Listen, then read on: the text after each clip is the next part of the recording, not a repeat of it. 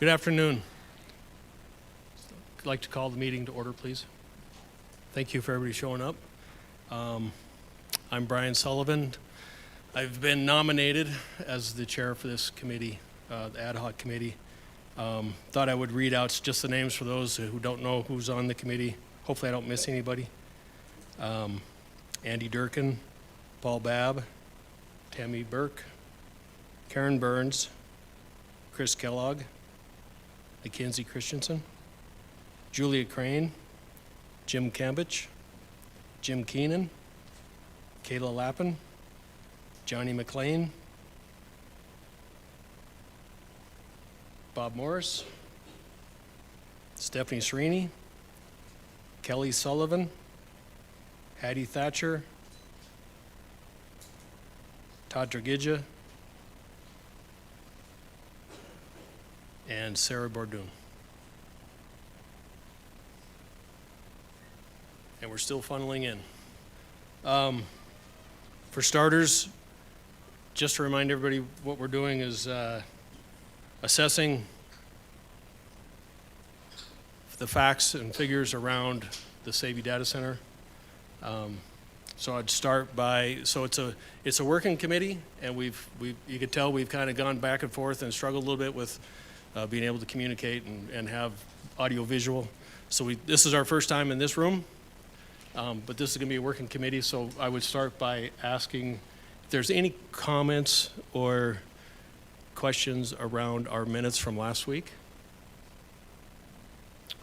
And if there's no discussion, I would ask for a motion to approve last week's minutes. So moved. Second. All in favor? Aye. Opposed? Okay. This week we are going to discuss, up on the screen you could see where our mission statement is. The agenda was there. The first item on the agenda for us to discuss is going to be the industrial water discussion. The intent here is to discuss industrial water to the site, potable water to the site, and if we have information to do discharge. I don't know if Sarah is going to come or not. Okay, so we'll start with the industrial water supply. There she is.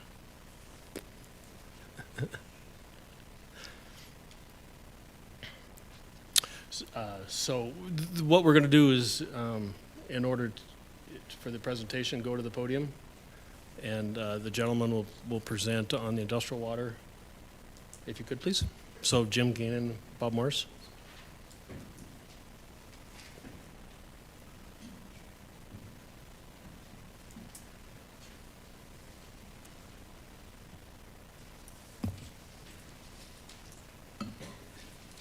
Mr. Chairman, can you hear me?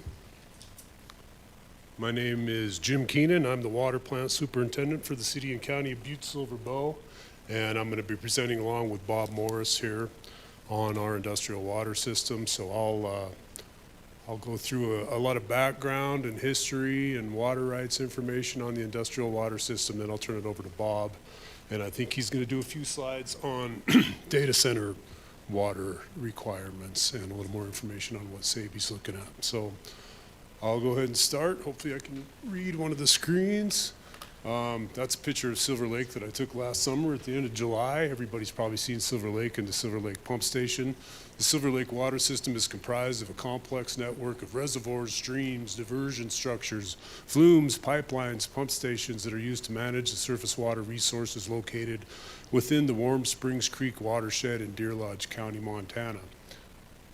The Silver Lake water system is owned and operated by the city and county of Butte-Silver and is managed for the purposes of providing water to a variety of industries within Deer Lodge and Silver Bow counties, as well as providing in-stream fisheries flows. I think you got to point that thing so you know, Bob. So this is kind of a complicated map, but the intent is to communicate that the Silver Lake water system and the potable drinking water system are two separate independent systems. So Everything you can see on the right-hand side of that drawing that's blue or light blue is all drinking water, potable water system. The dark blue lines are the raw water conveyance transmission lines leading to the water treatment plants. All of the light blue lines are the treated water leaving the water treatment plants and going into the distribution system in Butte, where all of the blue is. That's all part of the potable water system. And the pink, if you look up at the very top of that drawing, where that point of entry to the Silver Lake water system pipeline, that's just west of Anaconda. So that's where we take water for our industrial users into the Silver Lake water system transmission line. And that transmission line originally was built in 1900 when they were building the Washoe smelter, and it ended at the Washoe smelter. But in 1967, when they built the concentrator at the Berkeley pit, they extended that line another 23 miles from Smelter Hill into Butte. And then the insert in the map that's magnified shows the Montana Connections Business Park, where the proposed data center would be, kind of at the south end of that map, is where I understand that it's going to be. And you can see within that system, that Montana Connections system that's just west of I-15, just south of that industrial water system pipeline, you can see that we have both blue and pink in that area. We have both potable water and industrial, or I keep calling it industrial water, Silver Lake water system water, both within in that business park out there. So just to reiterate that Silver Lake is a separate system. The Silver Lake water system is a separate standalone system that's financially supported by payments received from customers of the system and does not receive any subsidy from the ratepayers of the potable water system or the taxpayers of Butte-Silver Bow. Now, the opposite's actually not true. There are payments made by users, one user of the Silver Lake water system, that actually the money that they pay for their Silver Lake water system water goes into the potable water system. That's the way the agreement was set up back in 1996 when they first set up that agreement. So anyway, everything in blue is potable water system that was built for the mines and the inhabitants around. The original construction was late 1800s, early 1900s, and everything in pink is associated with the industrial water system that was originally built late 1800s, early 1900s, originally just to serve water to the Washoe smelter in Anaconda.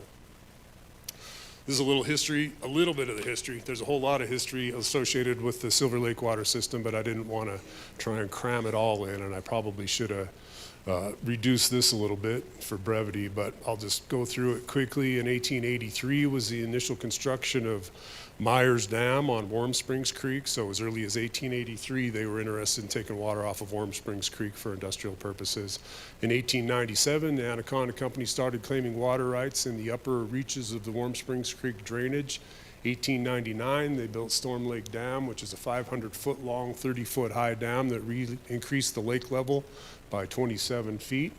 In 1900 and 1901, the dam at the outlet of Upper Twin Lakes was constructed, and the Twin Lakes Creek diversion and flume were constructed. So Twin Lakes Creek, as I'll explain later in the presentation, provides a lot of the water to Silver Lake. 1901, Twin Lakes Creek and Storm Lake Creek were first turned into Silver Lake for the very first time, and that's when they built the first pump station on Silver Lake. Silver Lake is kind of a unique lake in that it sits on a divide between the Flint Creek drainage and the Warm Springs Creek drainage, and it really doesn't have a natural inlet or outlet, so we fill it from creeks and adjacent drainages. In 1902, Washoe Smelter began operations. In 1918 was the construction of the East Dam at Silver Lake and enlargement of the West Dam at Silver Lake so that they could impound more water. 1919 was the construction of the pump station on Georgetown Lake. 1967 approximately, the Silver Lake pump station was rebuilt and replaced with vertical turbine pumps that take water from approximately 65 feet below the floor of the pump station. And in 1967 is also when they extended that pipeline. They installed a 34-inch pipe from Smelter Hill near Anaconda all the way to the weed concentrator for the Berkeley pit. And that was constructed. I think I already explained the rest of that. 1996, Butte-Silver Bow acquired the Silver Lake water system as well as the potable water system through the efforts of some folks that took on a class action lawsuit, and Butte-Silver Bow ended up with both The potable water system and the industrial water system, there were a lot of improvements made in the late 90s. I think they invested around $10 to $12 million into the Silver Lake water system. At that time, that involved improvements to the West Dam at Silver Lake, East Dam at Silver Lake, rehabilitation of the dam at Storm Lake, rebuilt the pumps at Silver Lake, and they replaced, how many feet? About 3 miles of old deteriorated pipe between Myers Diversion and Smelter Hill. About 1996, the Tiffin pump station was constructed along with approximately 19,000 feet of 30-inch pipeline. At that time, that pump station and pipeline were built to serve ASME that was just coming online at that time. And more recent improvements, there's been a couple. Replacement of a portion of the Twin Lakes flume took place in 2011, and the Silver Lake Water System Improvements Project is just kicking off right now, some electrical improvements at Silver Lake Pump Station and Ramsey Pump Station. So this is just a picture of the Silver Lake water system without the potable water system, so you can see a little bit more detail of the Silver Lake water system. So I'll just kind of go west to east on that drawing. The very west, up in the northwest corner of that map, is Georgetown Lake. The yellow square with the P in it is the Georgetown Lake Pump Station, and a little bit below that pump station, that little yellow square, you can see a little blue line that kind of looks like a railroad track. So in the spring, after we filled up Silver Lake, we're allowed to store water from Silver Lake in Georgetown Lake up to 1,920 acre feet and pump it back into Silver Lake between October and March. And then moving east at Silver Lake, we've got the pump station on Silver Lake where if we need to put water from our storage into Warm Springs Creek, we pump most of it out of Silver Lake. There is a little bit of gravity that we can release from the lake, but the lake gets too low pretty quick, and then we have to pump the water out of the lake and into Warm Springs Creek. And then the two creeks coming in from the south, the most west one is Storm Lake Creek, where we can take Storm Lake Creek water into Silver Lake and store it. And a little bit further east is Twin Lakes Creek, where we can take water from Twin Lakes Creek and store that water in Silver Lake. So then moving to the east is the Silver Lake Aqueduct, and that eventually dumps into Warm Springs Creek. And then where the big pink arrow is, it looks like my slide got a little messed up here, but where that big pink arrow is the intake into the Silver Lake Water System transmission line at Myers Diversion, just west of Anaconda. So that's the beginning of that 30-mile long pipeline that goes all the way to the concentrator in Butte. And we can take two kinds of water into the pipeline. We can take water from our direct flow rights on Warm Springs Creek, and if we don't have enough water in Warm Springs Creek, or if our rights in priority, we can supplement water from storage into Warm Springs Creek and pick it up at Myers Diversion. So from Myers Diversion, the first stretch of pipe is 60-inch pipe that I believe was installed in 1963.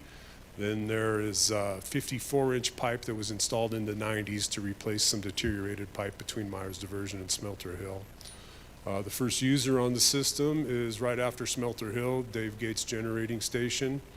And that 34-inch transmission line goes from Smelter Hill to the next set of users is down there at Tiffin in the Montana Connections Business Park. That's about 15 miles of 34-inch pipe, and then it extends another 8 miles all the way to Montana Resources.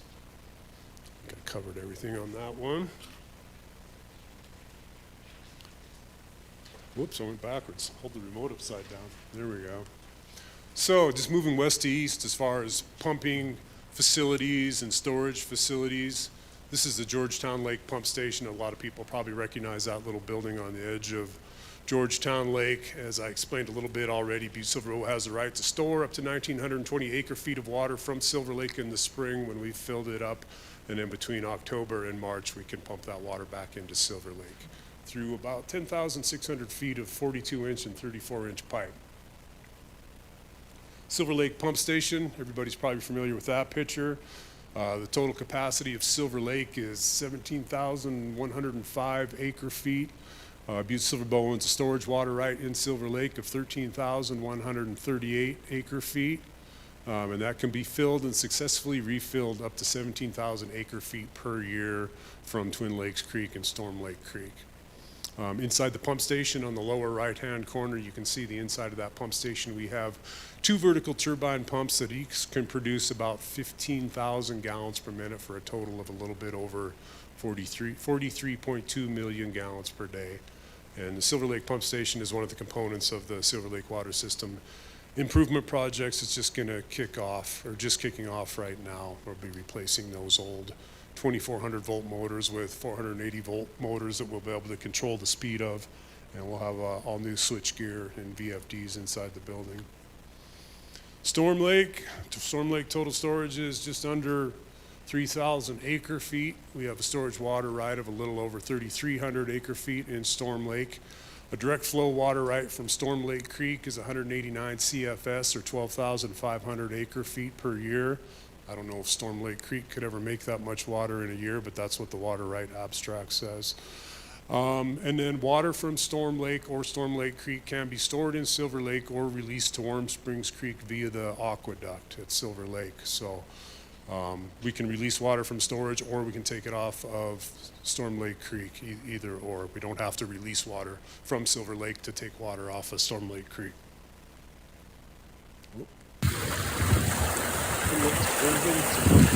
Sideways now, so you're gonna have to turn your head to the left, it looks like, depending on where you're sitting. Twin Lakes diversion, this is below the Twin Lakes, Upper Twin Lake. There's a small old dam on that Butte-Silver built that only impounds about 200 acre feet.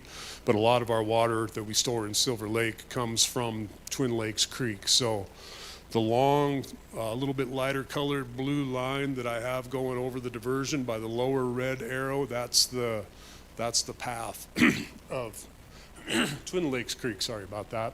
And then you can see that upper arrow, that upper red arrow is where we steer it into the flume that leads to Silver Lake. So that underground buried pipe runs for about 1.5 miles, and then it dumps into that trapezoidal asphalt lined ditch and runs for about another 2 miles to Silver Lake.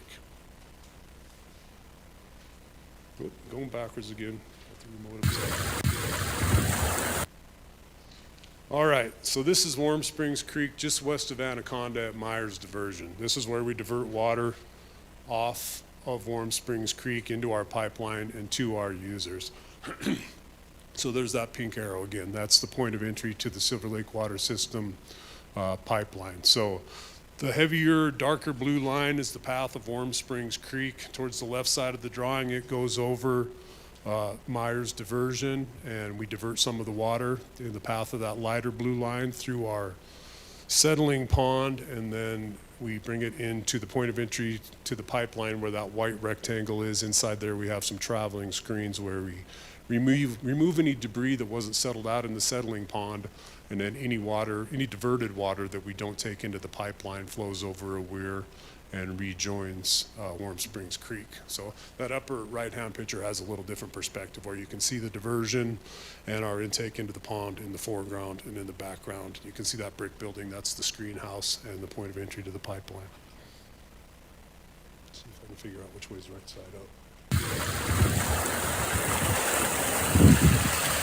That side up.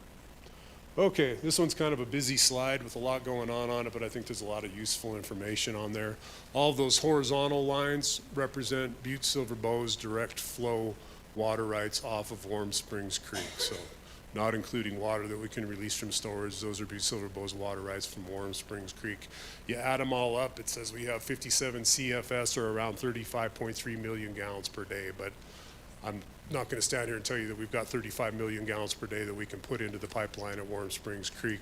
There's often, like right now, there's probably 10 or 12 million gallons going down the creek. So there's not that much water going down the creek, and then during irrigation season it gets a lot more complicated with allocation agreements and who gets their water first and second and third. So, but the thing that I really want to point out on this slide or on this chart is the squiggly blue line going from 2004 all the way through September of 2020. That's the total pipe consumption of water that we put into the pipe at Myers Diversion from all of our users. Montana Resources, REC, the other users in Montana Connections, Dave Gates, that is the combined flow of all of those users. So, And the biggest reason for the variability in the consumption from year to year is Montana Resources. All the other users are pretty steady, but over the years, Montana Resources consumption, there's been a lot of variability in that. In the early 2000s, when they were using a lot of water, that's after when they were coming back online after the suspension of mining, and they needed a lot of water to fill up the tailings impoundment and get everything back up and running.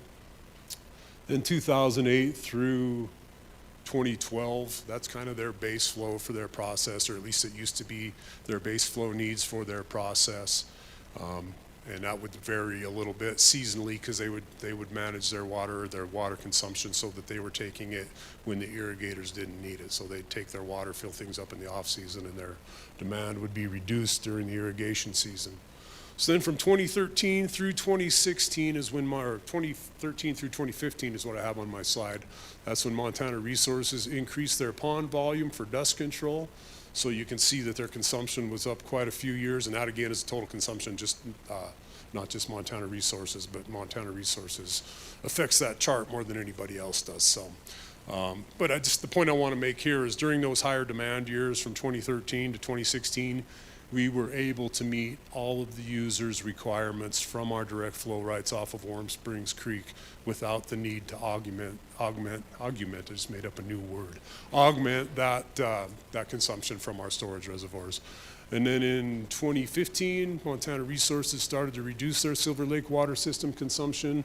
And in 2019, they started pumping and treating the Berkeley pit water, which meets most of their base flow needs. So you can see from 2016, but really in 2019 is when their consumption really stabilized, and they're using a lot less water than they historically have. And talking to some folks at Montana Resources, they expect that to be the trend going forward.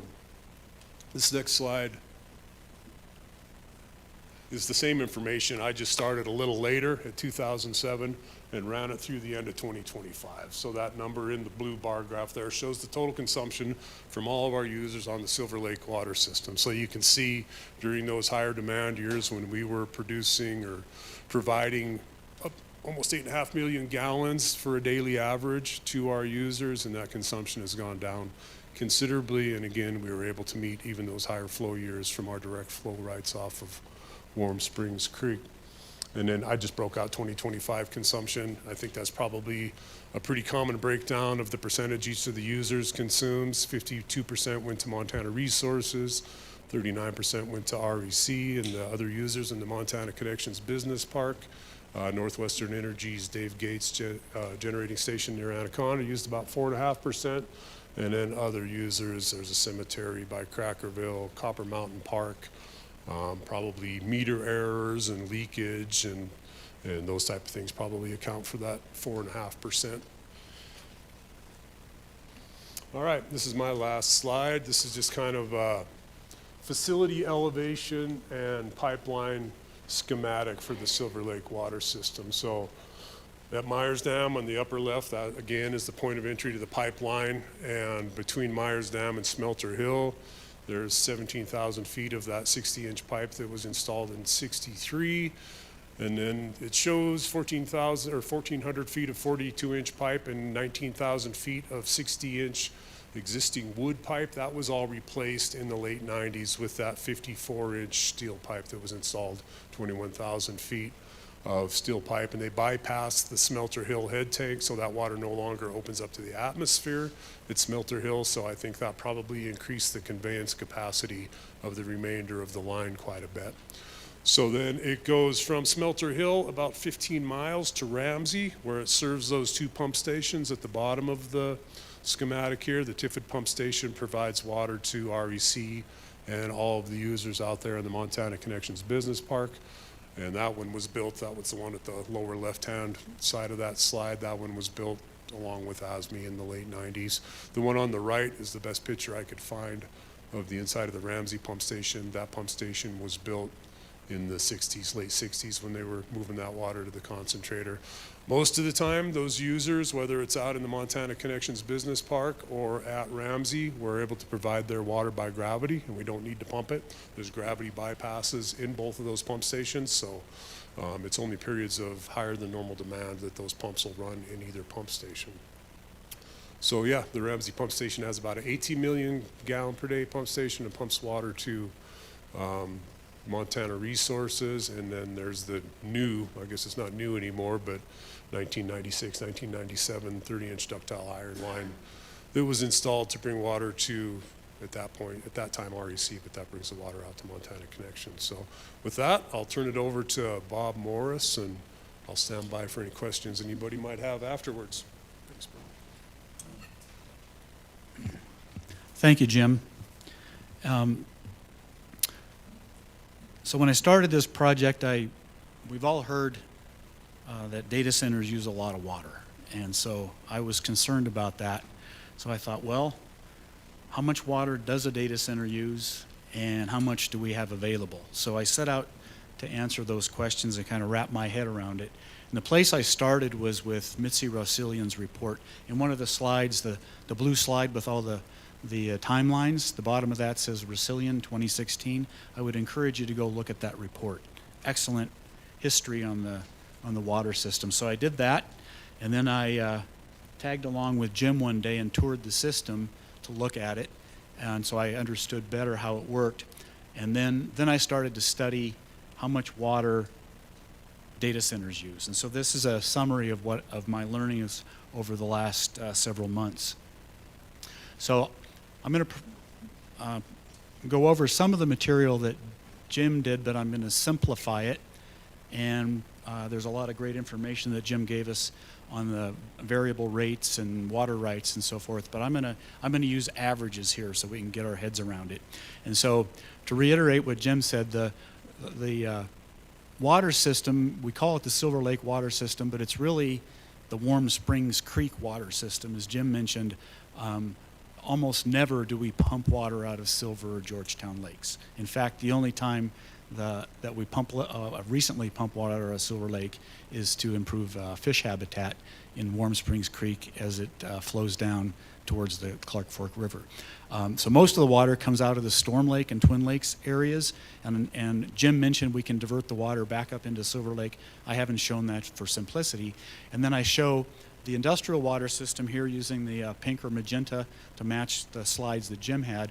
And so we tap that off at Myers, and there's a lot of nuanced water rights, but on average about 25 million gallons per day is what our water right would add up to with sufficient water, okay?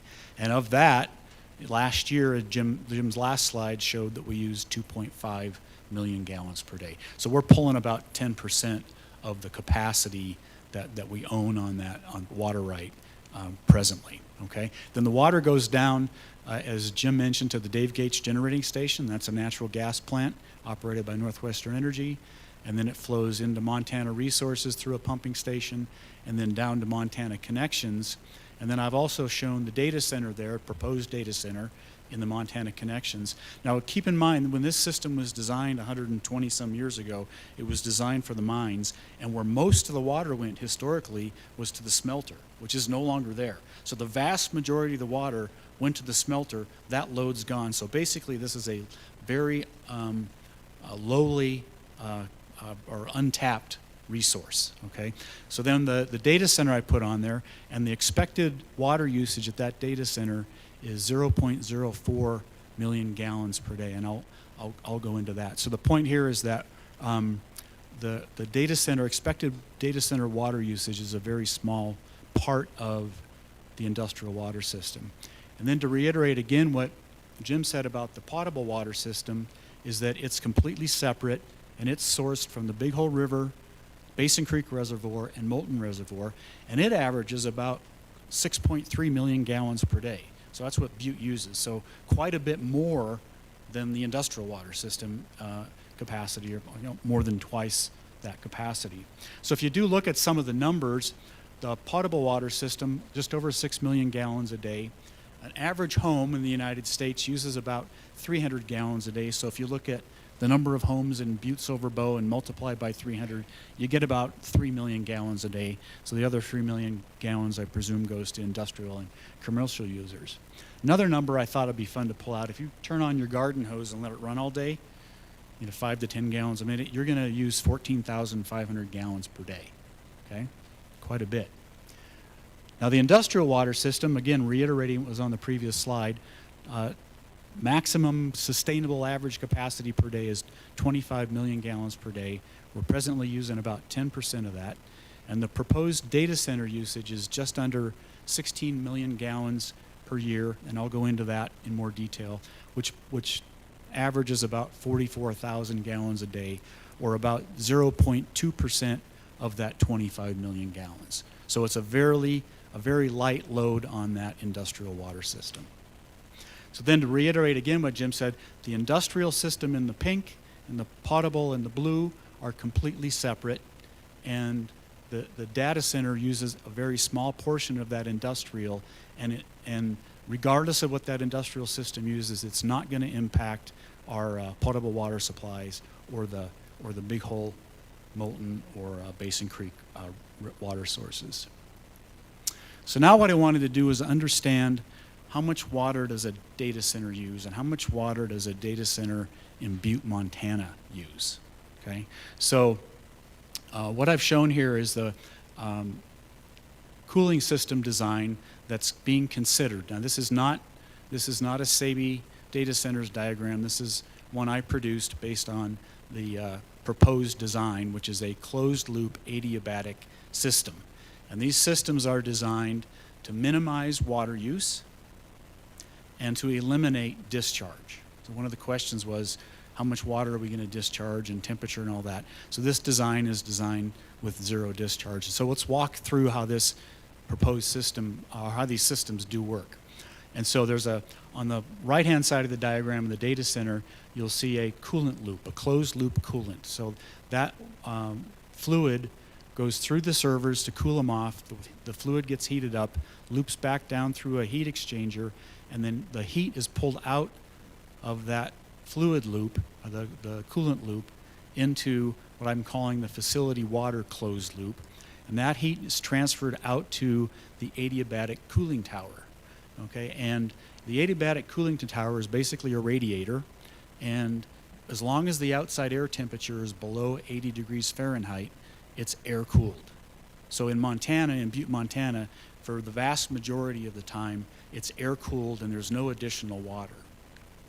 Now on days when the water or the ambient air temperature is above 80, they turn on the misters, which is shown then as the little shower in the middle of the diagram. They'll spray water on those radiators to improve the heat transfer and the cooling. And again, this only happens when the temperature, outside air temperature, is above 80 degrees. So this is how you significantly reduce the water consumption in a data center. You've heard numbers like 3 million or 2 million gallons a day, which would be half of the Butte potable water system. But since the outside air temperature is so cold, they rarely have to turn those misters on. So that's really how they save the water. The other benefit of this system is because you're using so little water and it evaporates, there's no discharge. So that's the general concept then behind this data center on how it would minimize water use, work well within the capacity of the industrial water system, and have zero impact on the potable water supply while also having no wastewater emissions. So anyway, so this is how these generic systems work, and with conversations with Sabian, I know they've got some information they've shared with the design concept. It's consistent with the information that I've shared here. So that concludes the investigation I've completed so far, and we'll go ahead and wrap up our presentation and perhaps turn it over to any questions from the committee here. Thanks, you guys. That was very educational. Being native, I've always heard about the Silver Lake water system, but didn't know the details till you guys shared that. So thanks for all that level of effort. Tons of work that went into that. Yeah, what we'll do is I'll go around and see if anybody in the committee has questions, and then we can have discussion. I don't think you need to get back to the podium for the discussion. I think we just talk from here so you guys know how to work the mics. So, yes, ma'am, you got a question there. Mr. Chairman, my question is for Mr. Morris. What is the anticipated evaporation associated with the water spray to cool incoming air? Chairman and Committee Member Julia, the anticipated use of the evaporation is that 44,000 gallons per day average. Mr. Morris, on that, the water is going to be pure water, no chemical added? Is that correct? Those are questions I don't know. I think we'll have to defer that to SABE. I haven't completed that part of the analysis. Yeah, we'll have to have that as an action. Generally, the information I found is it is treated water.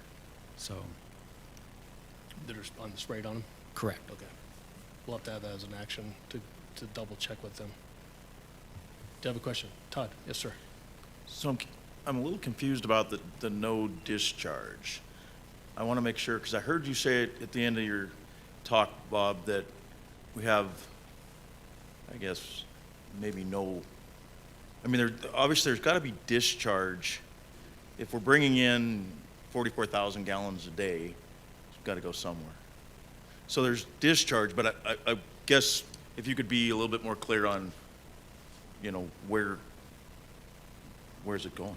It's evaporated and goes into the atmosphere. Just off of the cooling towers? Correct. Okay. So do we expect cooling towers,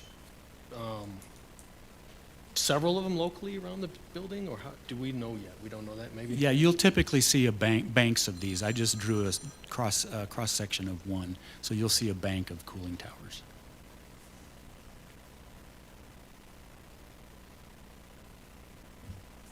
Maybe just a quick question for Mr. Keenan. That was a great summary of the system.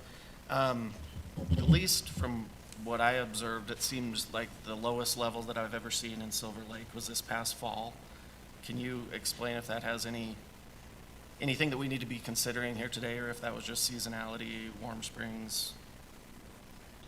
Sure, Mr. Chairman. Mr. Durkin, this past summer from July 10th through, well, I think it was 49 days total, we discharged 20 million gallons a day for fish habitat from Silver Lake. So it's probably about the same as it was the last time we did it in 2021. So, and we didn't have any trouble recovering and filling up the lake the following year. So we've done those discharges in the almost 16 years that I've been around, 2017, 2019, 2021, and 2025. So, and I think that none of us are used to seeing the lake that low because, there's no smelter there anymore. But I imagine once upon a time it was probably common to see the lake at that level, and then it'd recover the lake in the spring. So we're about 4,400 acre feet from full right now, but we'll be able to start filling it in May, and I think we'll fill it in 20 days, something like that. So, you bet. Thank you, Mr. Chairman, Jim Keenan, and everyone on the committee.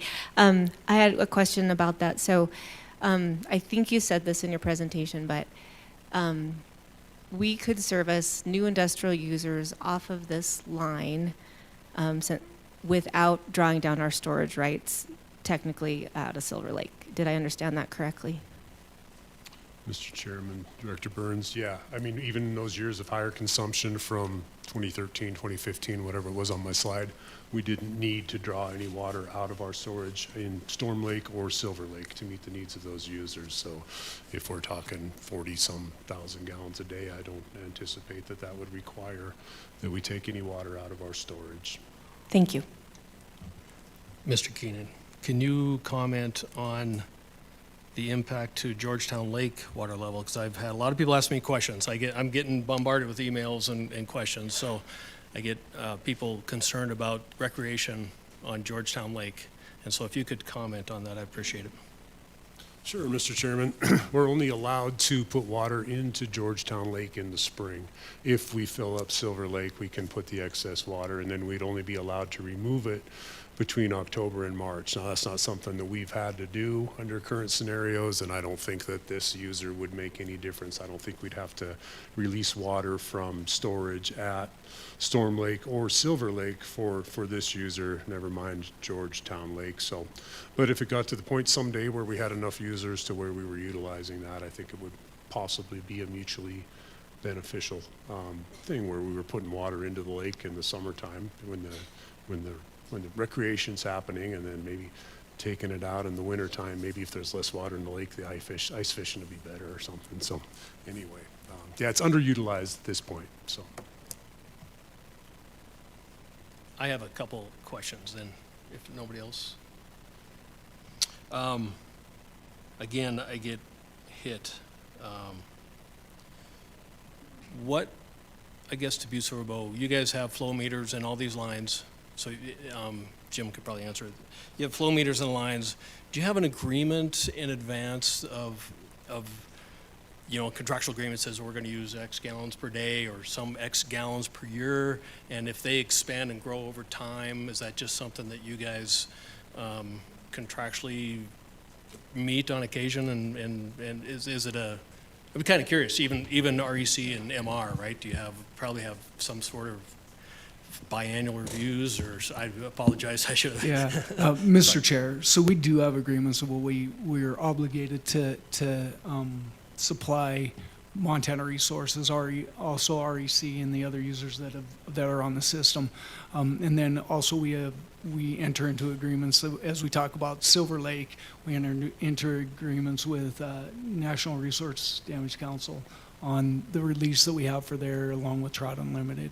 That's where you saw that release, but that's under an agreement that we have, and we execute that as a needed basis, and we'll enter into those agreements yearly to help out. As we've talked about in the past, we want to be good stewards of the water. If the water's available, we want to help out where we can. But we want to make sure that we meet all of our obligations. And within the system that we have right now, we know that we can meet the obligations under the contracts that we have with REC and all the other users on there, Dave Gates and Montana Resources that are along that line.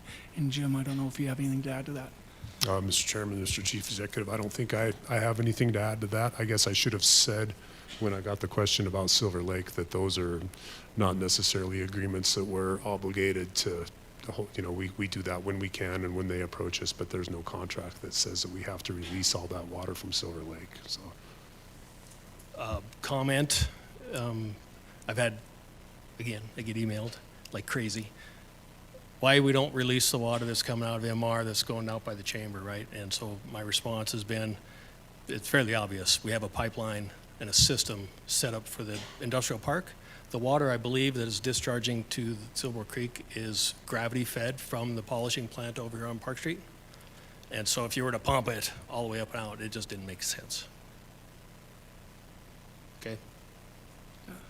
Go ahead. Mr. Oh, Chairman. yeah, sorry. I don't want to step on my boss here. I'll go first, though. But anyway, I actually talked to Montana Resources a week or so ago about that question and what's the potential to use. I think Bob indicated to me that somebody had been asking about the potential to use Berkeley pit water. And the gentleman I talked to at Montana Resources said they tried to do something like that in 2018 or 2019 when maybe they had a user that was interested in using Berkeley pit water. And they made an effort. They got a lot of pushback. He said it would take an act of the legislature to actually be able to, water rights is so complicated that my brain gets scrambled in a hurry. But changing the beneficial use of that water and going through the whole change authorization process with DNRC would probably take years if it's even possible. So it sounds like there's a lot of challenges associated with using that water for something else. And they're using it in their process now, and it's resulted in less consumption off of our system. So I think that's the best answer I have. No, thank you. I appreciate that. Sometimes I just want to bring those to light. To me, it makes sense, right? They're doing about 3 million gallons a day, I believe, to Silver Creek, something in that range. Mr. Chair, that's correct. Generally, they do, and sometimes they'll cut that back depending on temperature constraints as they're releasing, because it affects the stream flows and into the Blacktail Creek and going into that. So it generally is about 3 million gallons, but it can vary, especially during warm periods. Last comment that I'm going to have on the system, and again, based on everything I've seen and know about, it's painfully obvious. and I don't want to do this to you, but I will. But there is no likelihood, no chance of a situation occurring like we had last fall with MR and Butte-Silver public water versus processed water. It's not a connection in this system. It's not even possible. So just, it's more of a comment than a question. If you disagree, you can comment, but other than that, they're not tied together. But if you want to comment, Jim? Sure, Mr. Chairman. Butte-Silver Bow, I think you'll be hearing more about it in the near future, is kicking off a cross-connection control program to prevent something like that from ever happening again. So I think that maybe the chief executive might have more to say about that, but any connections between the Silver Lake water system and the potable water system, and I don't know why there would be one, maybe for redundancy or something like that, would have to follow all the requirements of Butte-Silver Bow's cross-connection control program. Mr. Chair, yeah, as Mr. Keenan alluded to, we are working on a cross-connect program that will be addressing that, especially with our commercial and industrial users and also with residential users in the community, working with the DEQ on that. But yeah, there would be no chance for this, and especially because the Silver Lake system, that with the water to be used for the cooling system, there would be no connection to the potable water system that would ever have that risk of ever happening.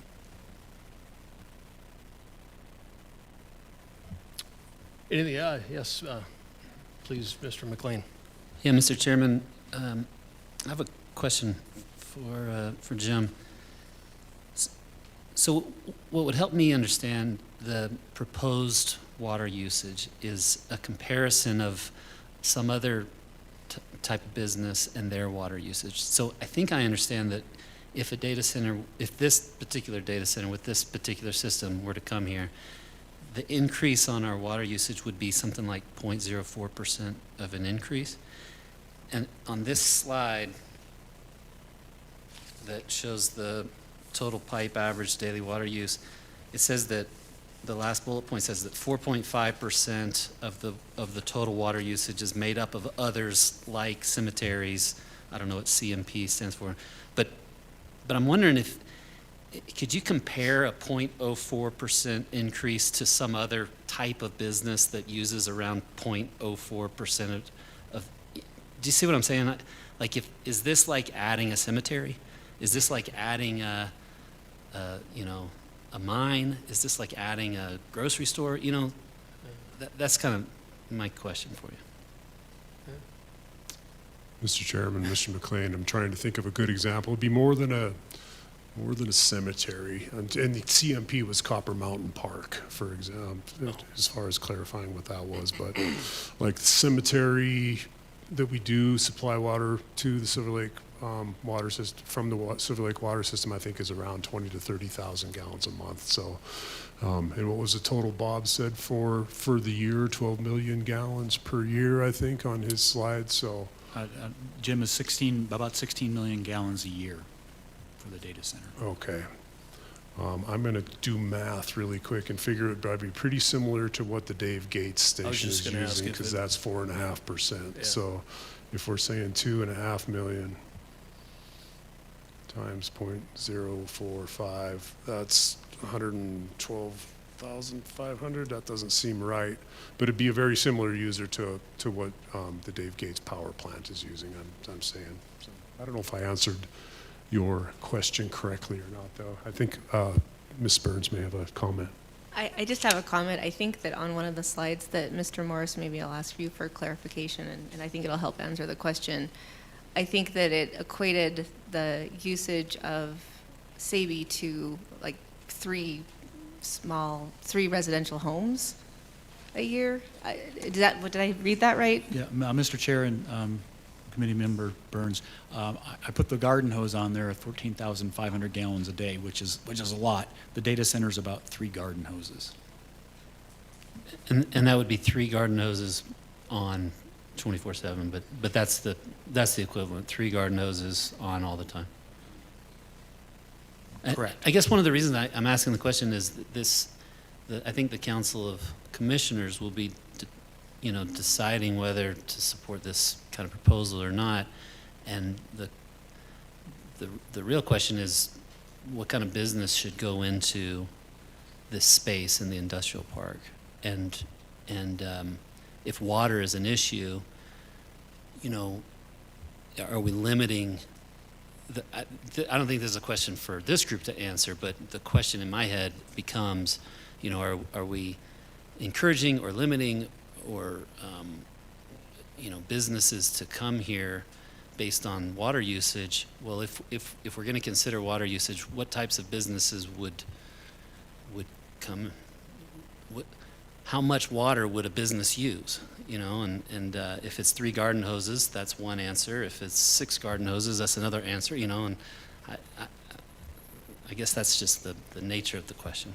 Yeah, Mr. McLean, it's a great question, and the question I think where you're headed to is, if another chemical plant was coming similar to REC and was going to use 10% of this water usage capacity, would that be, you know, is that going to be a concern? Somebody can say, oh, wait a minute, we're using too much water. So I guess that's exactly right. Is that where you're at? Have we already approved? And I don't know the answer to this. I'm new to town, but have we already approved businesses in the industrial park that are using more water? And I don't know the answer to that. Do you who would know that? Yeah. Mr. Chairman, yeah, I mean, REC uses a lot more water than that. They use about 1 million gallons a day. So if that's your question, if there's an existing business in that park that's using that kind of water. Mr. Keene, I think maybe the question would be, what was the last business that came in out there that took water? David Gates? Would it be the David Gates plant? Was that the most recent? No, there's more recent than that, and they're pretty small users. I probably have their allocation agreement in my little binder here, but I think it was probably like, oh, Karen can tell us. Mr. Chairman, Ms. Burns, you probably know this off the top of your head. Thank you, Mr. Chairman. I don't know the exact usage amounts of these businesses, but Montana Precision Products is a user. Montana Craft Malt is a user. I'm trying to think of the others that actually use the water in their process. Ergon, I don't believe so, just for fire suppression possibly. Any water being used by RP at this time, do you know, for part of their cleanup at all, or keeping their ponds full? Not that I know of. Okay. Who's Jim, Mr. Keenan, you have the...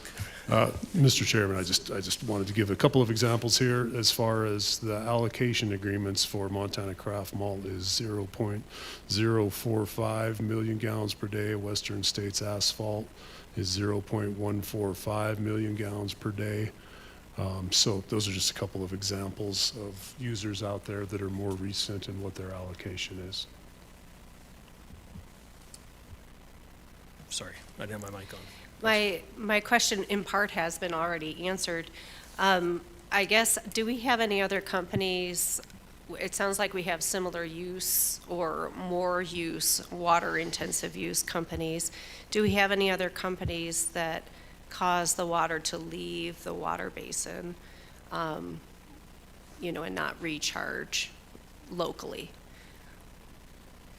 And is this estimation for the first phase, and does it get multiplied by 5 as the phases get built out?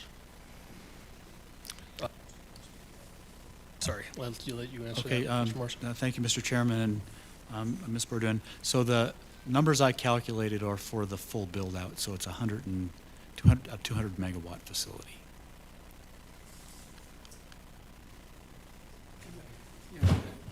And Mr. Chair and Ms. Bourdin, the retention in the basin, I don't think any of our consumers utilize anything that we have in retention in Storm or in Silver Lake, so that doesn't have an impact onto that currently. And the other one thing I think that to bring to mind is that any business that we bring on that we'd have to, unless we extend it Silver Lake somehow, someplace, we're limited to the industrial park or on the line that goes to Montana Resources. It isn't like we have the ability to put other users on the Silver Lake line that are in different areas of our community unless we have quite an expansion of where that Silver Lake system goes.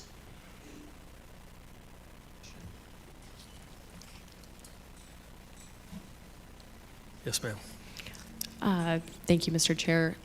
Sarah, can you clarify what you mean by leave the basin? Are you talking about evaporation?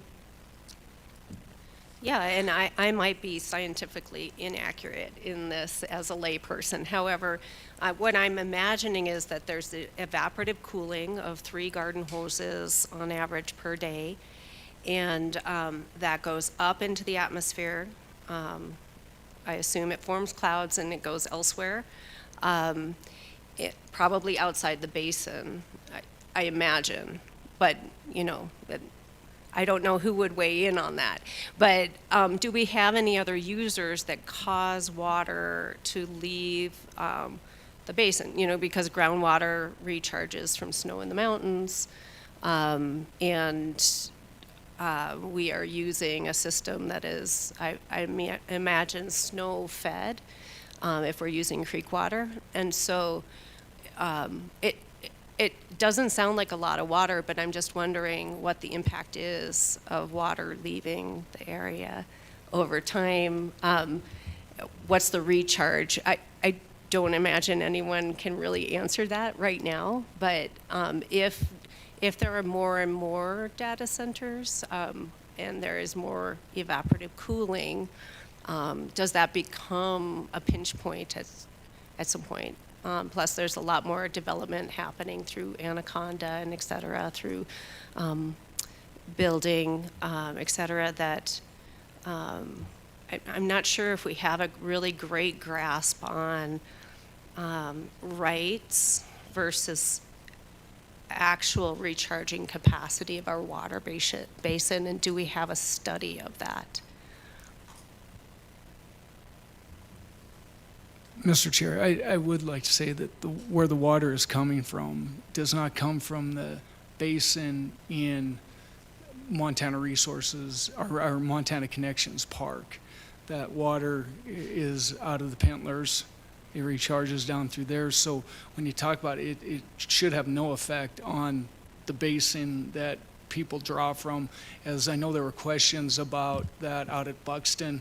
What will this do to our wells? There'll be no effect to the actual groundwater that happens within that area where this data center is going to be. Has there been a study? We haven't done a study about what that recharge could be, about what removing it from Silver Lake area in the basin that you're talking about, and what are the impacts into the area that we're taking it to in that evaporative. We haven't done that. Quick comment on kind of towards what you're asking. To use REC as an example, right? They have a cooling tower. You've seen the steam coming off the cooling tower. So when all those reactors run hot, the cooling tower comes in. They use Silver Lake water system for cooling on the outside of that cooling tower, and that's the steam you're seeing when it comes off the cooling tower. The cooling tower ends up blowing down to mix with their other processed water, and it discharges down Sheep's Gulch. So it's above ground permit, water permit. You'll probably get some saturation into the ground at that time, but it does hit down to the RP property line where it goes into a concrete canal, and it goes up through the RP property until it comes out the other side of RP and drops into Silverbow Creek. Okay. So I don't know, I know they measure the water discharge on a daily basis. They sample that water daily because they have a permit but I don't know what the numbers are to compare the numbers of Silver Lake coming in and how much is going back out, but it's probably fairly close balance. You do get some evaporation, but. I think what we can look at as a committee is historic use, and if we're nowhere near, we do have recent memory of what's happened when we pulled X number of gallons out. And from a watershed perspective, you would have to look, the ultimate impact is going to be to the Clark Fork River. That's where all these drainages eventually end up. And so, you could go back and look at historic data of what happened when we were pulling at that capacity to the Clark Fork, because ultimately, everything goes downstream. We're on this side of the divide. Everything's going to impact the Clark Fork, and we do have historic data to show, hey, here's what's happening in 2013, right, when we were pulling a lot more. And if we're only pulling 16 million gallons a year, we have pretty good information to know. That does not account for drought years that could be potentially coming down the road. I mean, we can't say what's going to happen in the future, but we can look to the past and how much we were pulling at those times. Thank you, Ms. Lappin. Quick question, comment towards you, Johnny. Question towards you, Todd. The park is designed out there as economic development. So you're bringing in this business that's going to have some water usage, but you have another X acres to be used for economic development for attracting other businesses. And so it goes into, is some other business, at what point do you get concerned about the water usage? Because we're going to try to do economic development collectively as a, I look at you because your position with the park. So as companies keep approaching, is there some place where these companies, where we say, who we're going to say, well, boy, we don't have the water, or you're using too much water, or, right? I mean, it's going to be like any of these other issues we have with housing and other things. It's a evolving process of economic development, attracting businesses. You have the property. So, you know, if we're going to be concerned about 0.2% water on this project, but some other company comes in and wants 5 million gallons a day, am I making sense? Do you know where I'm headed with my question? This is So that's directed. It's a continuous revolving effort of economic development. So, I mean, for most of 30 years, we've been following the same type of process that we're vetting the data center process on. And so every single developer that comes before the Economic Development Group and then ultimately to the Montana Connections Board will have to present, and we then have to vet. And so therefore, and part of the vetting, I mean, obviously, Butte-Silver does have, this is our resource.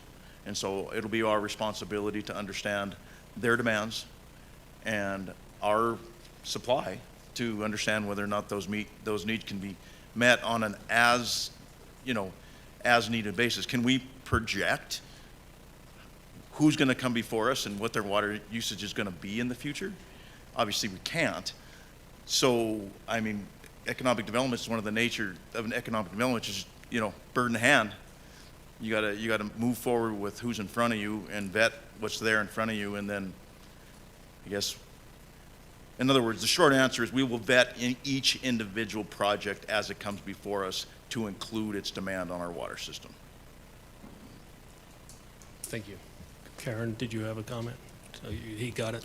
I'll make Oh, Ms. Lappin. I'll just kind of chime into what Todd said, or sorry, Mr. Chair, Todd. From an economic development perspective, let's just pretend I have a request from the state or from another company sitting on my desk. If they're asking, for 3 million gallons a day or 15 million gallons a day, my first call is going to be to Jim. A, can we serve it? B, there are so many other factors that go into economic development. How many jobs are we talking? How much land are we talking? How much electricity are we talking? Before we bring those things even to a board like Montana Connections, we're talking with BLDC or the chamber. Is this a fit for our community? These are the conversations that are sort of had before we sort of bring it into larger consideration for these committees. And so to the question, at what point is too much? I mean, let's just pretend we don't care about the environment or Silver Lake. I mean, the capacity of the system is the capacity of the system. We can't overtake it. We can't overdo our water rights. We're not going to do that. And B, we do have those full water rights, so it's up to us, to sort of vet all of that. And so from an economic development perspective, we're not just sitting here like, yeah, let's go the system full bore. There are so many other factors beyond the water that we take into consideration of whether a project is going to be a good fit for this committee. No, thank you for that. It makes sense to me. I just wanted to have the discussion. We're pressed against 5 o'clock. I know we've got some people that may have some hard stops shortly, so if you have to go, we'll probably try to wrap up here. This conversation's gone well. It's been excellent. I want to thank you, Bob, Mr. Keenan, Mr. Morris, thank you for that very educational presentation, especially for those guys who aren't from Butte. It's good to see that you, you paid attention. That's awesome. We may not have time to keep going through some of these topics, unless, I don't know what you guys all think. It's not up to me. It's up to the team. But we were going to discuss quickly, we were going to discuss briefly what we might know on discharge. But hang on one second. Ms. Thatcher? Thank you, Mr. Chairman. I recognize that time is valuable for everybody, including the audience. However, I feel like if most of us can stay and continue this conversation, the public is here. I understand that Chief Executive Gallagher has another big meeting tonight, and I'm sure many of you have other obligations, but if it would be okay, I would like to maybe continue pressing on. We're kind of cutting it close here on our overall timeline, and so if it would be okay with the rest of the committee to keep pushing on, I would appreciate that. But that's, I guess, up for everybody else too. Thanks. I think that works. We were going to discuss discharge, and I know I've asked Sarah to look into it, and with bouncing between Metro Sewer folks, Jim and Bob. I'm sorry. So yeah, so how do we want to present and discuss what we know so far? We may not know everything, but there's some key points I think that you and I have talked about. So if you want to share what you have, does that work? Sure. So this is without having actually talked to SABY data center representatives. However, having talked to Bob Morris and his stated conversations and presentation, that they have said to him that there would not be discharge that is of treated water to the Metro sewer system. However, it's a workplace, so there would be kitchens, bathrooms, drinkable water supplied to the building for people. So there would need to be a county permitting system and then eventual discharge into Silver Lake of the utility, not utility, the typical use water. We'll put it that way. The typical use water of like an office building. But again, I have not had direct conversation with SABY to understand that they are not intending to apply for any other permitting for Metro Sewer. This is sort of the assumption that we've come to. So I hand it over back to you, Brian. So the conversation you and I have had, and if we need to pull up a couple Metro folks, but you're not going to tie into this. There's a Metro sewer line that runs out to the park. It's just, we don't have slides to show. We can get something later, but so everybody knows there's a Metro line that's out there. So many of the existing facilities out there, like Montana Precision, Montana Craft Malt, et cetera, are tied to that Metro line, I'll call it. Yes, all of the businesses in the park are tied to the wastewater line, With the exception of? with the exception of REC. Yeah. And so if a new company is going to come in, again, this is economic development comment as a whole, if a new company comes in, so SABY comes in and they need to connect their kitchens and bathrooms and things to a Metro sewer line, I guess the question is what's the permitting process for that? What's the sampling process to ensure that they're not sending any kind of industrial water down the line without knowledge, right? So that, I think that, I know we didn't have much, and I appreciate you, Sarah, for looking into this a ton. But these have been kind of my questions, and I think there's to educate everybody, is what's the process to connect?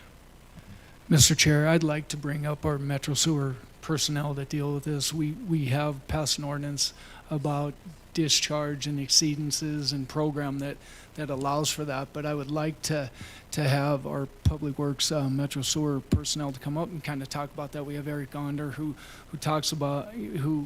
kind of goes out and monitors discharge from our different commercial and industrial sites to make sure that they're not exceeding standards within Butte-Silver Bow.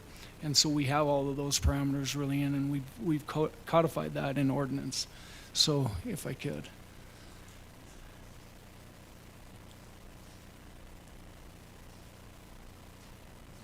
There you go, you had it. One more time. Do you want to help him? There you go, you got it. Thank you. I'm Eric Onder. I'm the pretreatment coordinator for Butte-Silver Bow.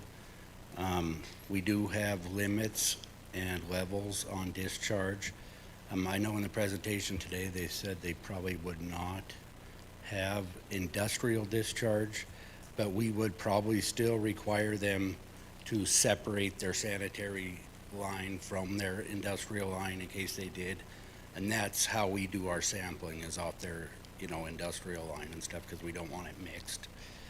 Eventually it would come together before it enters the collection system, but they would have to separate the, like their bathrooms and kitchen wastewater from industrial wastewater if they did have any. We would require regular, like our other industrial users, we require regular sampling. Those samples get sent to energy labs, in Billings or Helena or any other accredited lab. And that's the data we use.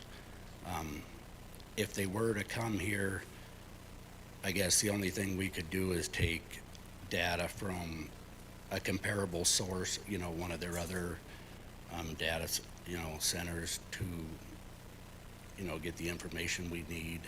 They would have to fill out a industrial waste survey. That gives us a lot of information on what's suspected present in their wastewater, what isn't. But they would not be able to discharge industrial waste without a permit. Sanitary waste, would be accepted, but industrial waste would not be allowed without a discharge permit, so. To connect to the metro line, Butte-Silver Bow does the construction on that to some point, to a tie-in point for the business? Is that true? No, the contractor would do that. We would just probably verify the tap, certify the tap when they tap into the gravity line that goes to our lift station. Do you have a continuous flow in that line just for carry? Do you know? No, it pumps in intervals. It's a pretty good sized wet Okay. well. It can pump up to about 950 gallons a minute. Okay.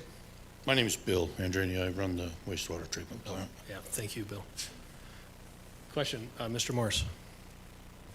Thank you, Mr. Chair.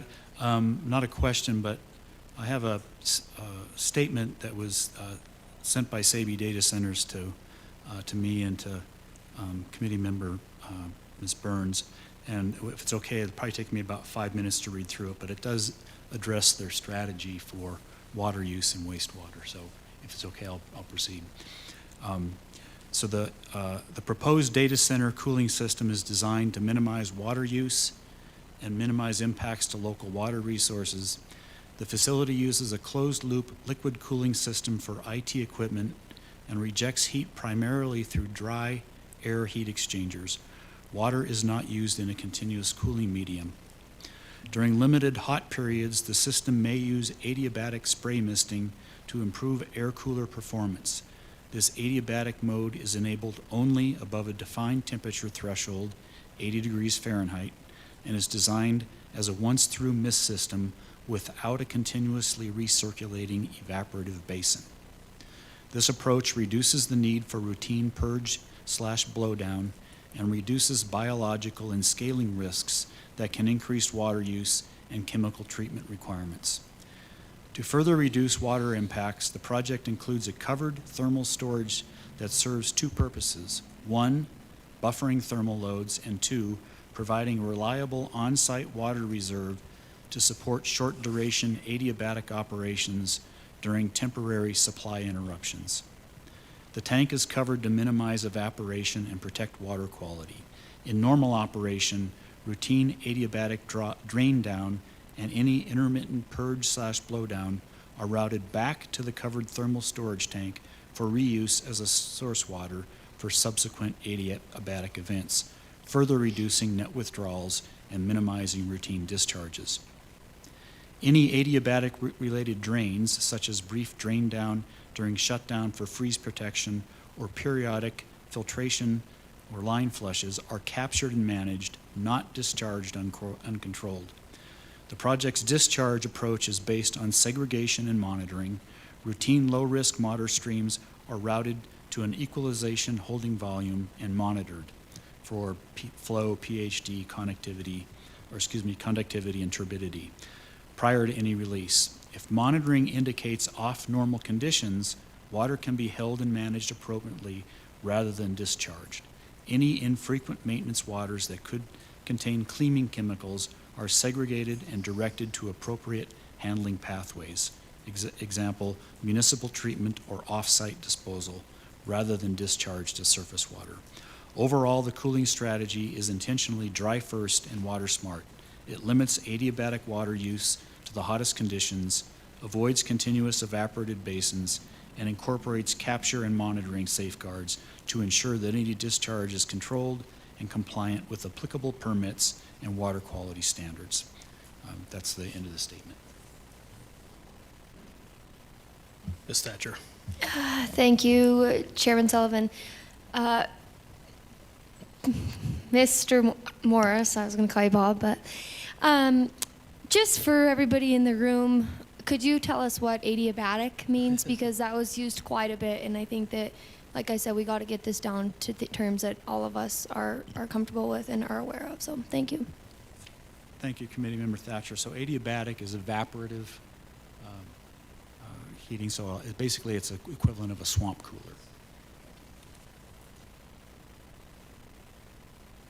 Ms. Thatcher, I appreciate that comment.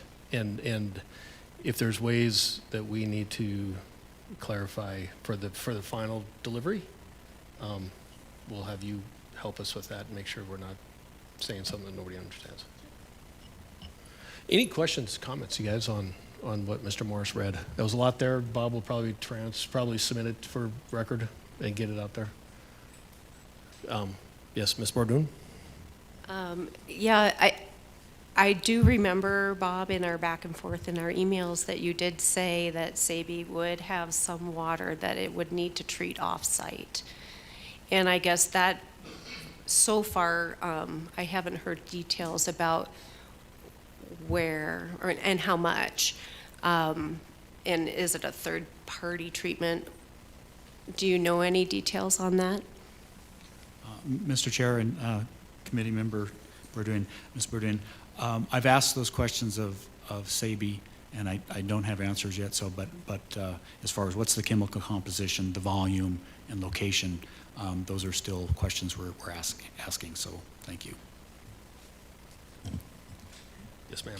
Mr. Chairman, I was wondering if our scribe, Mackenzie, could you tell us who's online? Because I do believe there are members from SABE participating in this meeting through Teams, and they may be able to address that question right now. I don't mean to just call them out, but I do believe they're attending.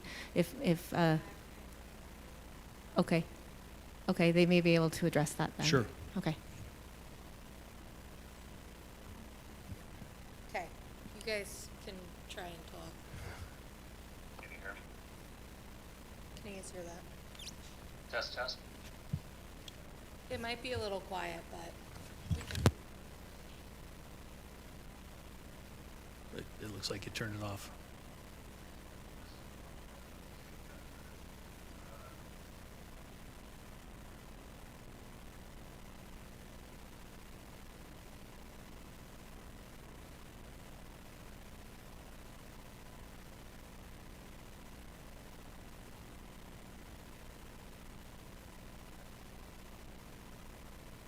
That will be vendor specific, and we are not at the point at the current time where we have all the detailed engineering and final design for which vendor and which particular piece of equipment we're using. We have the overall concept that we've shared. When we get that information, we're happy to share. In general, with these mild type detergents and stuff, you collect all of the water from the cleaning operation, and we send it off to a chemical treatment facility that handles it separately. It is not discharged into any of the surface water or anything like that. Did that answer your question? I believe that answers, does that answer the question? A quick question I have for you, sir, is how often do you get into a routine maintenance once a year, twice a year, where you have to go through some type of blowdown and discharge water, ship it off-site? We'll have to get with the individual vendors for cleaning, but generally you're on board. You usually clean it once or twice a year. And you collect all the water. Nothing is discharged. Thank you. Any other questions for? Any questions on discharge at all? Or can we move? Because the next item is SABE update. So it's a little difficult to hear, but we can try it again. If there's anything that they would want to share, I don't know if we had a really specific intent of what they would do, but if they had anything further from what they heard today and last week, if there would be anything that you folks from SABE would like to share with us? Matt, Maria, is there anything you guys want to share?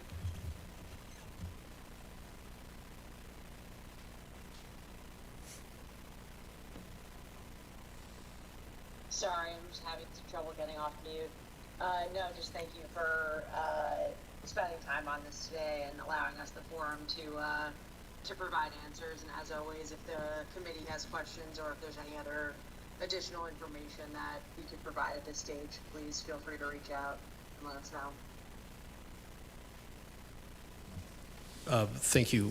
One thing I just wanted to say is that we appreciate when different members of this committee reach out to you for questions, that you guys are responsive and get back to us. It helps us keep moving forward. It helps you folks as well. So just want to make that comment and say thank you for helping out. Is that your... Thank you, Chairman Sullivan.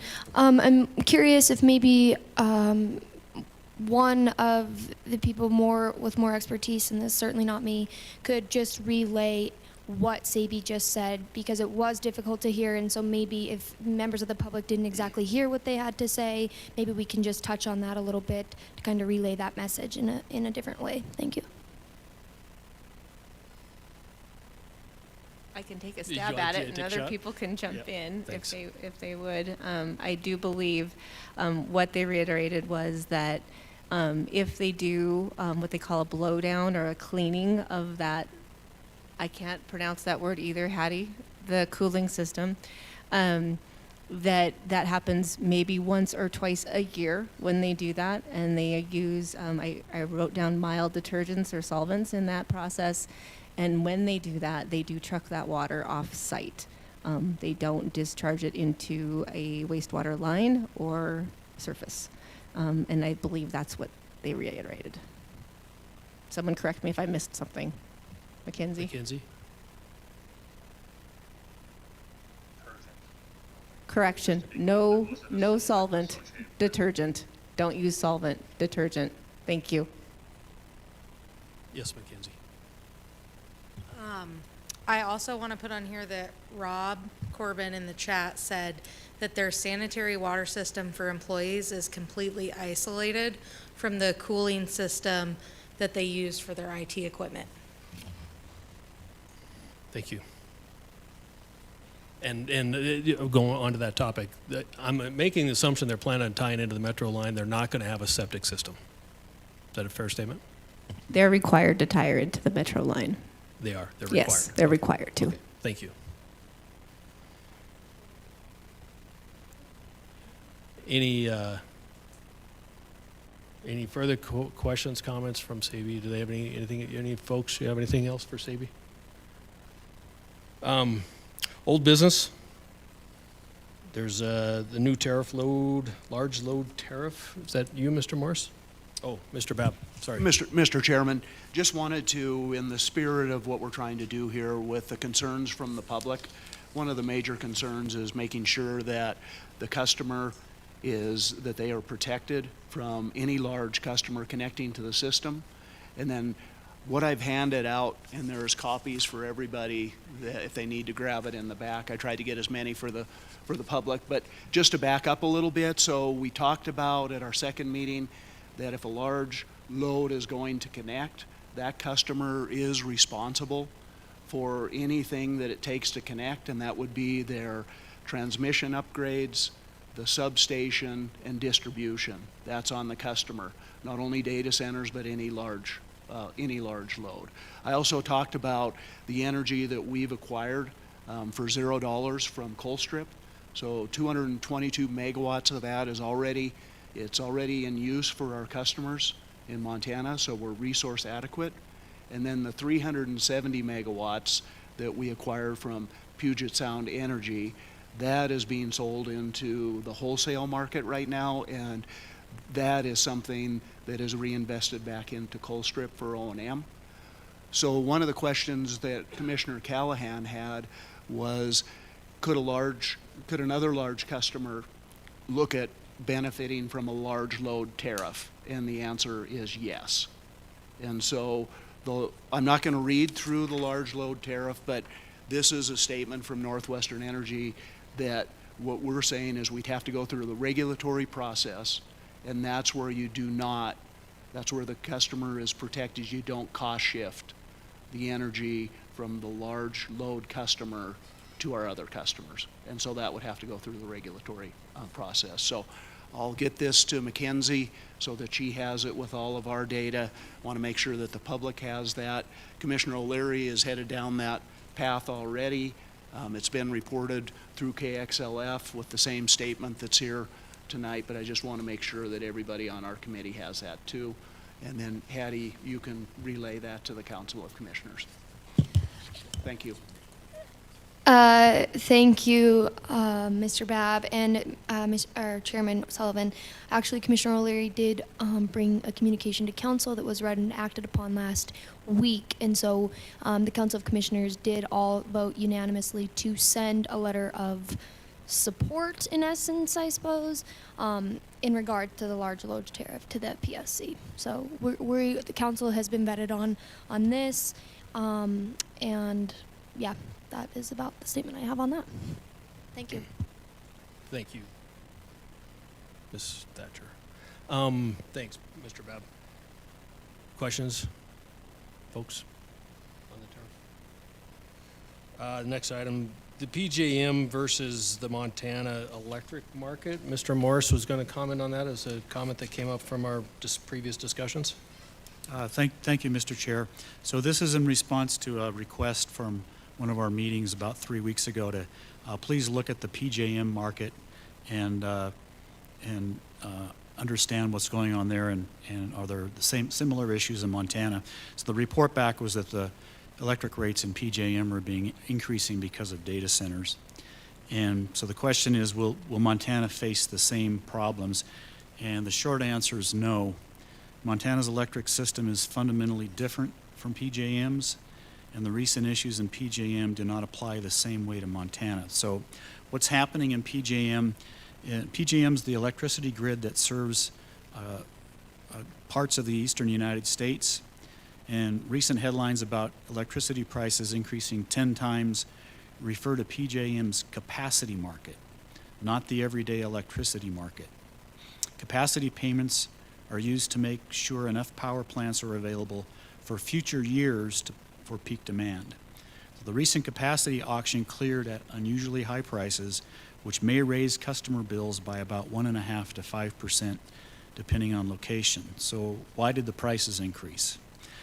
The number one cause is PJM has retired many coal plants in the past decades, about 30 gigawatts, and they've built considerable amounts of wind and solar generation to replace that energy, but these resources are not available always during peak demand. Electricity demand has grown across all sectors, including homes, businesses and industry, and data centers, about 10 gigawatts. And as a result, PJM now has less firm backup capacity while demand's grown. So their demand has grown, but their capacity has gone down. So is PJM stopping data centers? No. PJM has not requested a data center moratorium, Instead, PJM and the Federal Energy Regulatory Commission, FERC, are working together to speed up interconnection approvals for both new power plants and large electricity users, including data centers, to improve reliability and support economic growth. So how is Montana different? We're structured different. Montana does not use capacity markets like PJM. Our electric rates are set through state regulation, not wholesale markets. Utilities must plan for future demand through long-term plans reviewed and approved by the Montana Public Service Commission. Regional availability is managed through the Western Resource Adequacy Program. On the reliability outlook, the National Reliability Authority, NERC, the North American Electric Reliability Corporation, currently rates PJM area as elevated risk, while the Western Power System, including Montana, is rated normal risk. So the bottom line is that PJM's experience reflects challenges specific to their market structure and generation mix. Montana's regulated planning process and Western grid structure make a similar outcome unlikely, and direct comparisons between PJM and Montana are not appropriate. Thank you. Thank you, Mr. Morris. Appreciate that very much. Any questions, comments on what was just read? Okay. Moving on to the next item on our agenda. Actions for next week. I get to assign people tasks. So, thanks. Shed some light. I was getting tired up here. We're getting ready to go take a nap. Ms. Serini, I've talked to you. I'd like you to reach out to your equivalent in the Chamber of Commerce in the Quincy area to find out, if you could please, what the Chamber has stated over there, what they've experienced, and just a slide, some bullets, whatever they're willing to share with you. Member Ms. Sullivan, you've already reached out to the equivalent of the BLDC in Quincy, and you got some feedback, so we'll report on that next week. Just again, same thing. It's what are they willing to share, I think is worth doing. Environmental impacts. With regards to lighting and noise, I get a lot of questions and comments about how loud it is, how noisy it is, how bright it is. So I know we've had some information already. It's just a matter of who do I assign it to? I feel like you're going to give me homework. I'm looking your way. No problem. But I know we have it, and it may even come from folks from the Chamber and the QLDC or whatever they call themselves, right? I did reach out to Member Tammy Burke, and as well as Mr. McLean. With regards to the schools, we tout that we've got these great schools. I actually got in an argument today that the flagship schools aren't 80 miles one way and 120 the other way. The flagship university's right here, but I got outvoted. But I've asked both of you if you could please, and I think you've already have commented, and we'll put it in a slide. But we tout that Butte is a great location because we're between two great universities, and we have a great university and program here in Butte. And so, what does that mean for how reactive can we be, or how proactive can we be? What can you do to change curriculum, add curriculum? What curriculum do you already have that would support jobs in Butte to support the data center and keep, our graduates and our children here in Butte? So I think that'll be I've already received some from you, but we'll talk about that again next week. Any other actions for next week? Mr. Morris, do you have anything you can think of? My favorites? Nothing? Okay. So we are at 5:33. We can do some public comments. We're going to do the timer like they do here with, and I'm going to ask Ms. Thatcher to run it for me because I don't know what I'm doing. But anyway, I'll open it. Maybe we'll go, I don't know what you guys think, timing-wise. Who's got 10, 15 minutes? So you'll have, I believe that's a 3-minute timer? Yes. And so the idea is if you have questions, I'd ask you to step up to the podium. I'd ask you to state your name, and if you have questions. If you don't, today's meeting, I think, was extremely valuable with water. We've had, I think that probably a couple of the biggest issues are water and power. And they're all big issues. If you go on to jobs, taxes, that kind of thing, we've had all those discussions. I think our goal as a team is if we hit these things next week, we need to prepare then to give something to the council the following week, I believe. So we kind of have to hit it hard next week and I'll probably work with Kayla and Mackenzie to put together a final slide deck. See how it looks, give it to you guys for review, comment, input. Moose, Mr. Patrice, you have a question, comment, please.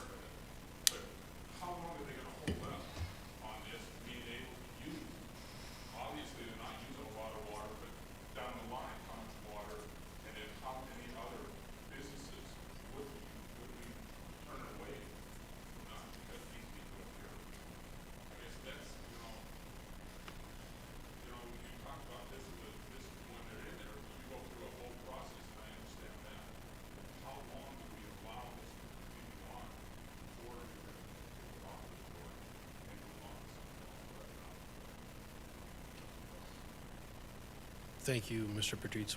We've got it documented, covered. Yes, sir.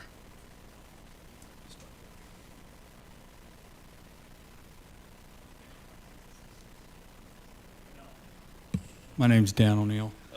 Before you begin, if as folks use that, go ahead and leave that microphone on. Perfect. Thank you. I'll try and limit it to 3 minutes. First of all, I want to support it. I know a lot of people are here because of the water usage and maybe against it, but Mr. Morris addressed a lot of what I came to offer as a background for my support, and that is, what are some of the design things that we could do that might be alternative cooling options to water usage? I got an architecture degree at Arizona State, and it's ranked #1 for sustainability, so I think the flagship school is Arizona State. But we'll argue with you, though. The reality is maybe what I came to question is there options that tech could be involved with in terms of alternative cooling ways, geothermal cooling? I'm sure they've already done all these kind of design studies, but maybe our region's a little bit different than Quincy. Maybe our temperatures are cooler. For a lot of years, probably 10 years, and while I was in school at ASU, I became friends with a kid whose father worked for TSMC, and they were bringing this new chip factory to Arizona, and I'm like, man, you guys should be looking at Butte, Montana. It's not 120 degrees in the summer.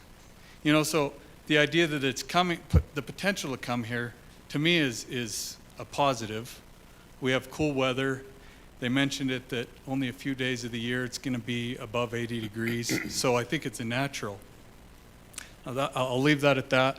The other things is that Butte history has changed. I think a lot of us realize that Butte used to run the state. There was the copper collar, and we've heard all that. But that's not the case anymore. Bozeman's pulling the strings. There's a lot of outside influence, and we got to take what we can get. This isn't, we're telling the legislature what's going to go on. I think if someone was up here saying we want a whorehouse here, we should take it. trying to bring some comedy in. Thank you for laughing. So mainly, that's it, is that I think that we need to look to the future. It may not be the best option, but I think it's a great option. I'm fully for it. I would say one thing on the slides that no one considers. You guys are, I think we should look at more of the water usage from all the new people that are going to come here and bring some fresh blood to the town. I think that's more of a concern than how we're going to cool this place. Can you tell me your name again? Dan O'Neill. Thank you. Thanks, Dan.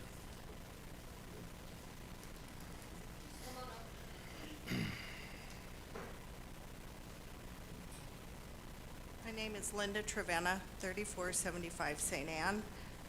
Because I know this isn't a Q&A time, so I'm going to make a statement, and maybe some of the other people will agree.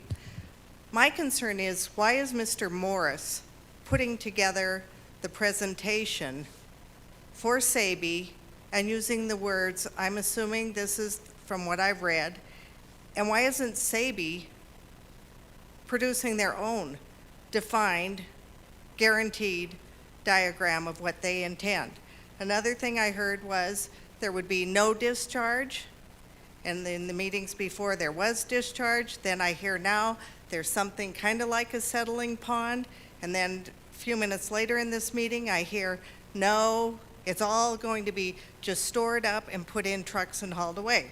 My next question is, when we asked before to a SABE executive directly, what are the pollutants going to be? Because I have read plenty of pollutants from plenty other data centers, and he had no answer and would have to research it. First of all, when you're in that position, you should know what they are. Second of all, you're saying it's just going to be detergent, and if it's just detergent, why do you have to put it in a truck and haul it away? Because that could be treated very easily. So that's my comment.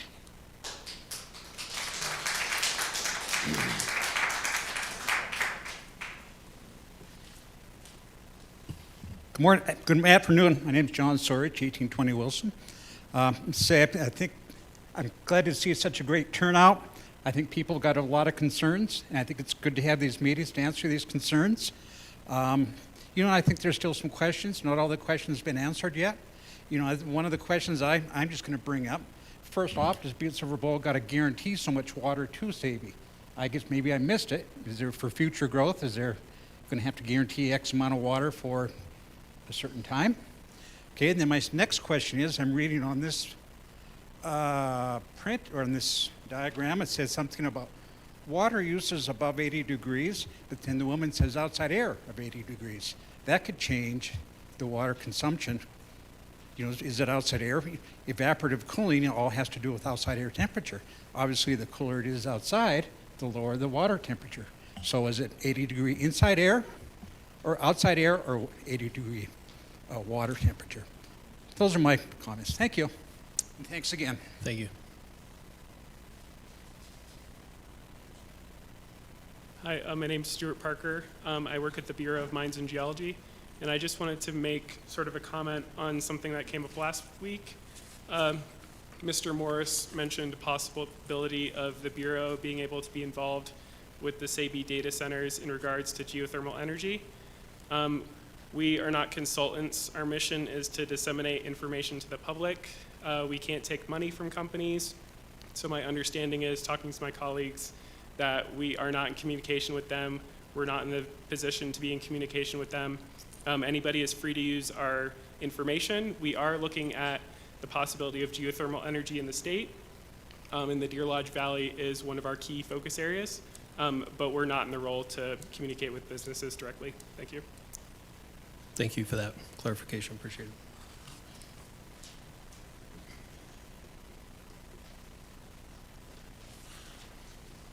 Mr. Chairman, members of the committee, my name is John Moudry. I'm here tonight representing Mile High Conservation District, and I live at 3005 Richardson. We just have one comment to make, and if we're going to have, and this is more to the 2 points that were made about the entire basin, If we are going to have users, consumptive users, come into the basin, the only way to mitigate that consumption is to have additional storage within the headwaters so that the water stays here longer and it doesn't just flow away from us. We do not oppose the development, but we do wholeheartedly agree that the development of more storage in the basin is needed, and as we bring in more users, and I'm sure Mr. Keene agrees with me, he's dealing with a very old system to distribute this water that needs to be updated, and his storage system needs to be updated. Thank you. Thank you, John.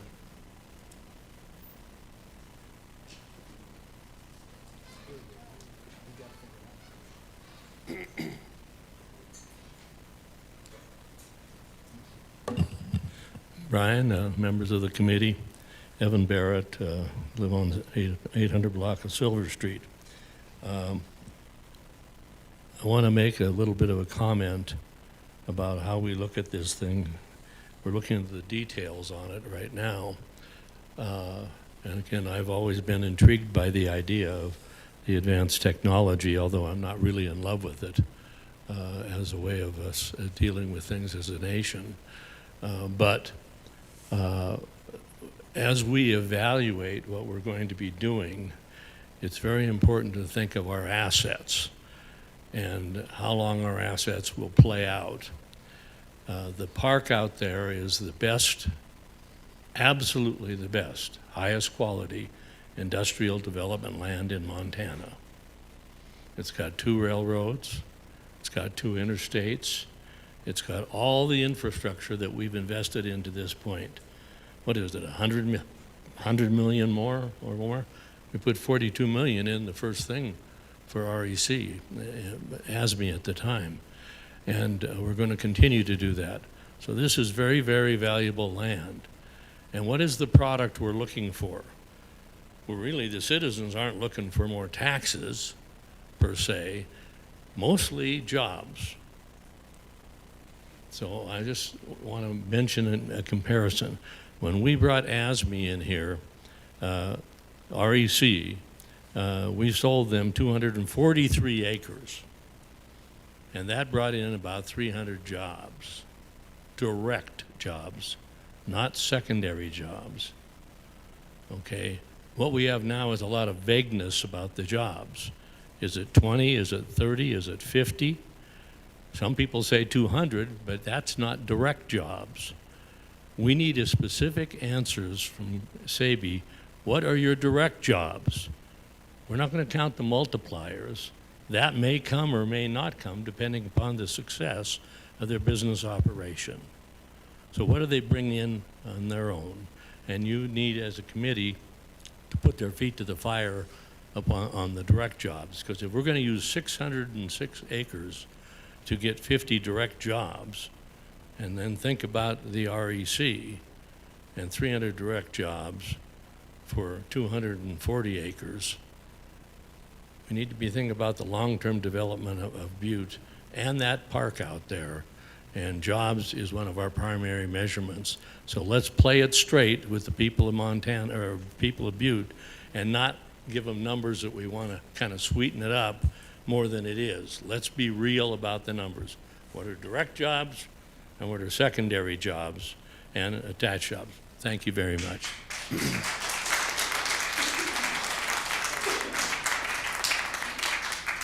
Thanks, Evan. My name is Tanya Garrity, and my address is 1550 Waterline Road. And I had a concern. I've been to the last few of these meetings, and you talked about the property taxes, about how that was going to be revenue for Butte-Silver Bow, and that the data centers in Montana will be charged at a 0.9% rate. I'm just curious, I mean, do you guys know what the residential rates are for residential homeowners who occupy their primary residence? I mean, it's almost, Sabu data centers will pay almost half of what we pay in our own community. So, I mean, I just think that's something that we need to look at. Is this worth it? And what if we get this in here? I know everybody's excited about the money and bring it in, but what happens when it's here? These are billion-dollar corporations. If we end up in a lawsuit with these people, they could own our entire county. I mean, I just think that we really need to slow this down and think about it and really consider the long-term effects for our community, for the environment, for the people, and really just take a step back before we go any further on this. That's just my opinion. Thank you.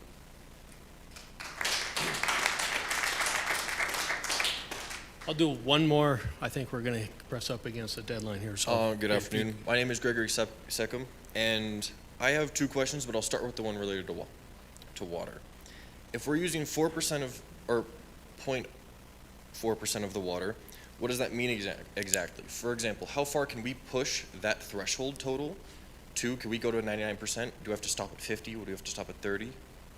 Before it starts to affect our environments or other possible companies that want to move in. So if we were to push it to 99%, does it still represent the 0.4% accurately, or would we have to readjust that number for what our maximum would be? Say that again. So can we use 100% of what we're using did you understand my question? Yeah, I think I did, and frankly, Mr. Keenan would probably be better to answer that. But unfortunately, this is public comment, so that's why we're not engaging with you. We're just listening. Trust us that we're taking down your questions, and we'll address them, but we can't engage with you. Then my other question is benefits to us locally. ASME or REC benefits us because of how many jobs it can supply. But AI data centers, from what I've read, don't supply 300, 400 jobs, right? Unless they're very large ones, of course. If we were to focus on it from the economic standpoint of jobs supplied, how many jobs would AI in general, this is kind of off topic anyway, but AI in general have taken away from other economies to supply 300? Because if AI is used for image, video, stats, programming, it removes the possibility of someone's occupation. So if we're gating 300 but removing 4,000 from, globally, whatever, is it worth it in the long run, even just outside of our local situation?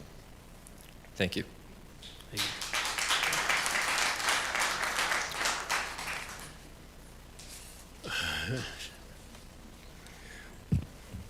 Mr. Sullivan, members of the committee, I appreciate all the work you put in here. I just had one clarifying question about the water.